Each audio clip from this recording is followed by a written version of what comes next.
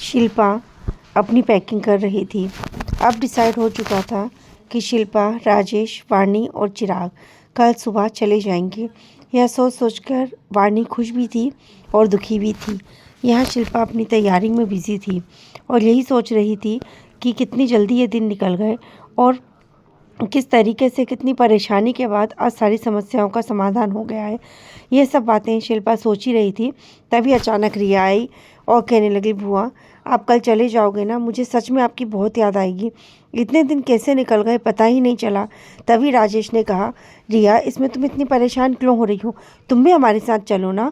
वैसे भी कितने ही साल हो गए हैं, तुम कभी शिमला आई ही नहीं हो, तो चलो तुम अब कुछ दिन शिमला रह जाओ, तुम्हें भी अच्छा लगेगा। वाणी ने ये सुनकर कहा, हाँ रिया दीदी आप चलिए ना, सच में बहुत मज़ा आएगा आपके साथ, यहाँ इतना अच्छा लगा, आपने मुझे रामपुर इतने अच्छे से घुमाया, सच में बहुत मज़ा आया। अब आप चलिए ना, मैं आपको शिमला घुमाऊंगी, बहुत अच्छा लगेगा।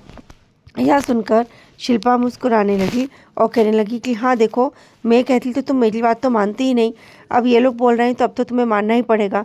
रिया ने कहा, हाँ बुआ मन तो मेरा भी बहुत होता है, पर क्या करूँ, अभी आपको पता है ना मेरी अभी पढ़ाई चालू है और अभी मैं नहीं जा पाऊँगी, लेकिन हाँ मैं प्रॉमिस करती हूँ कि मैं बहुत जल्द आऊँगी। खैर चलिए आज रात को हम लोग लेट नाइट तक जागते हैं और चलिए ना हम आइसक्रीम खाने चलते हैं। राजेश ने कहा, हाँ हाँ बिल्कुल, वैसे भी मुझे चिराग बता रहा था कि जब मैं यहाँ नहीं था तब तुम लोगों ने बहुत मस्ती भी की और तुम बहुत घूमे भी हो, तो चलो आज रात हम इंजॉय करते हैं और कल सुबह से हम लोग निकल जाएंगे। यह सुनकर मनीष वहाँ आ गया और कहने लगा कि जिया जी इतनी जल्दी भी क्या है जाने की, आप अगर एक दिन और रुक जाते तो आपको मैं पूरा रामपुर बहुत अच्छे से घुमा देता और आपको वाकई में बहुत अच्छा लगता। राजेश ने कहा, हाँ भैया मन तो मेरा भी बहुत था, पर क्या करूँ काम इतने हैं कि मैं नहीं रुक सकता, इसलिए कुछ भी हो कल सुबह तो हमें निकलना ही पड़ेगा। शिल्पा की माँ ने कहा, हाँ बेटा मैं समझ सकती हूँ तुम लोगों की परेशानी, ठीक है कोई बात नहीं, पर चलो खाना तैयार हो गया, हम लोग खाना खाते हैं उसके बाद आइसक्रीम खाने जाएंगे। यह कहकर सभी लोग खाने के टेबल पर बैठ गए। आगे की कहानी जानने के लिए सुनते रहिए कहानी का आगे का भाग नीम का पेड़। Thank you.